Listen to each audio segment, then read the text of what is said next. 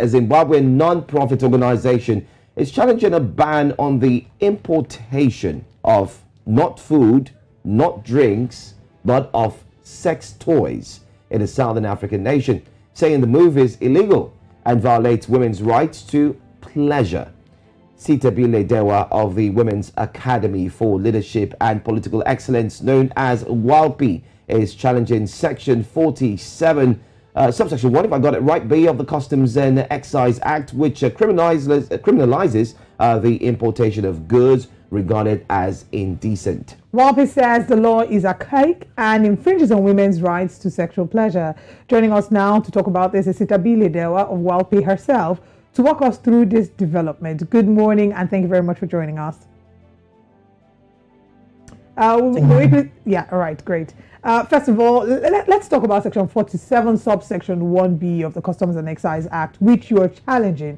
You're saying that it's archaic, you're saying that it's draconian. Do the women in Zimbabwe share same sentiments, and how are they reacting to this law? There's been a hive of activity on social media in Zimbabwe in response to our effort to challenge Section 47A of the Customs and Excise Act in Zimbabwe, which prohibits the importation of sex toys. It looks like women are more than interested in having sex toys within their homes, but because of the ban, it has inhibited most of the women the right to choose, to associate, and the right to pleasure, which we think it is high time that it is challenged. Just recently this year, two women, the first one being Shirley Chapunza from Bulawayo, was arrested when a boyfriend sent her a sex toy. She had gone to collect it at the main post office and she was arrested. And she was charged and fined 60,000 Zimbabwean dollar, which is about $100 or an option of being jailed for 6 months.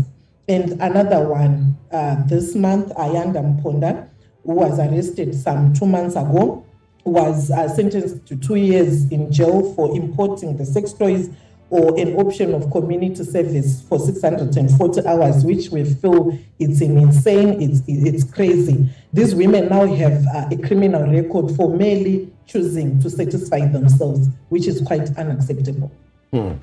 Well, many have come out to say that there are very important issues affecting the polity, especially in Zimbabwe. Decision makings, now that Zimbabwe is equally ranked as one of the most forward-moving countries in Africa. And many are saying that this situation that you are indeed championing doesn't really hold water in terms of looking at other important issues. But what are the men saying concerning this? I mean, you're in Zimbabwe, you're championing this cause. What are the men saying about this? That's what I wanted to respond to, say who is making the most noise, who determines what is important and what is not. Let women speak for themselves. This is about women's rights to make a choice, to choose whether they want to use sex toys or just to have it and use it as and when they want.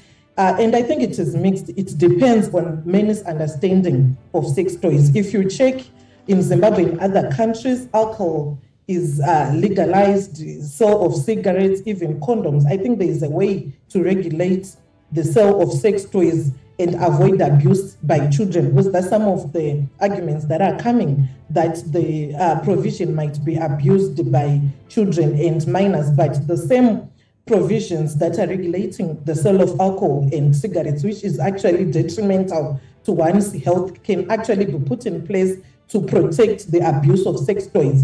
Most men, because of our culture and our patriarchal society, which criminalizes pleasure on women, are at the forefront of dismissing this case. But I'm very thankful and grateful to the men, the champions for gender equality. We have come out in their numbers to support this cause. It shows that our society, our culture is evolving. There's a lot of benefits that comes with women's right to access to sex toys beyond the issue of pleasure, just the right to choice, right to safe sex.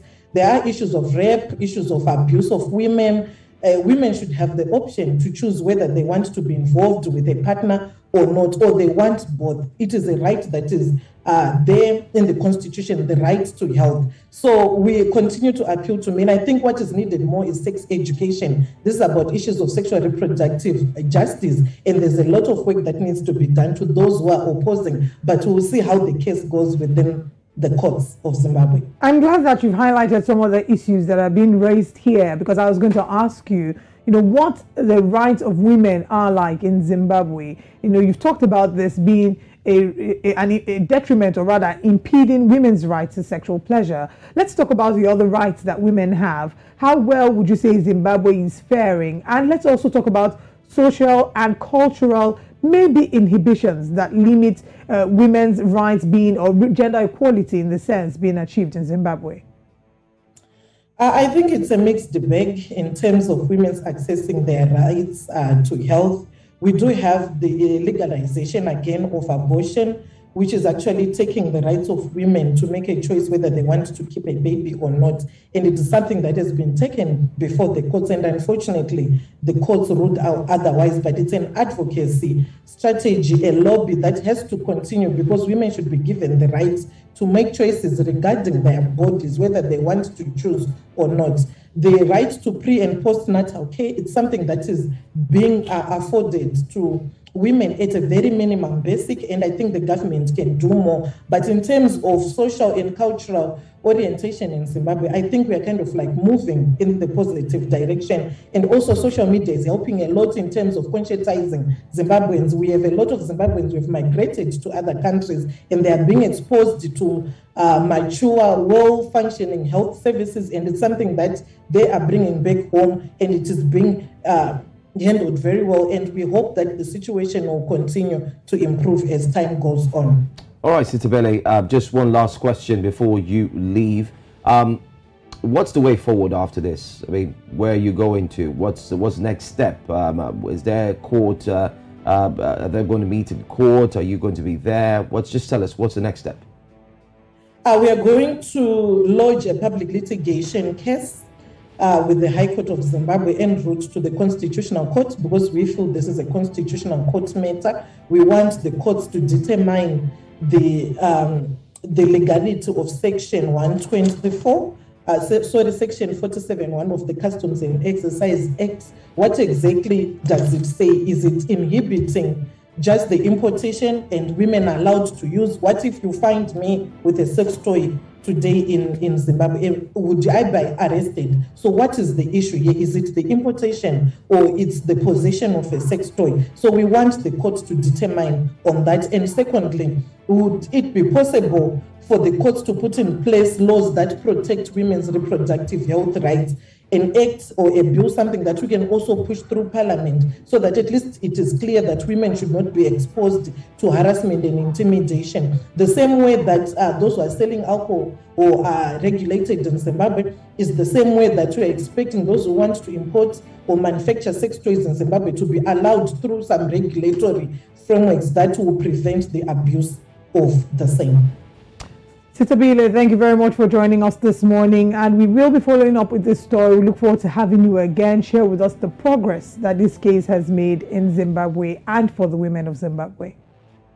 Thank you very much.